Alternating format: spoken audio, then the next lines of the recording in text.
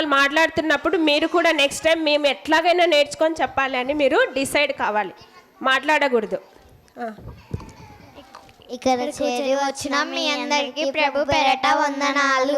నా పేరు నేహ ప్రియదర్శిని, నేను 6వ తరగతి చదువుతున్నాను. నా పేరు పీహని, నేను 8వ తరగతి చదువుతున్నాను. ఇప్పుడు మేము చెప్పబోయే అంశం యేసుక్రీస్తు ఈ లోకానికి ఎందుకు వచ్చెను. పాపులను రక్షించుటకును, బీదవాళ్ళకు సువార్త ప్రకటించుటకు, అపవాది క్రియలను లయపరచుటకును, లోకమును రక్షించుటకు, దేవుని రాజ్య సువార్త ప్రకటించుటకును, పరిచారము చేయుటకు, తండ్రి చిత్తము నెరవేర్చుటకును,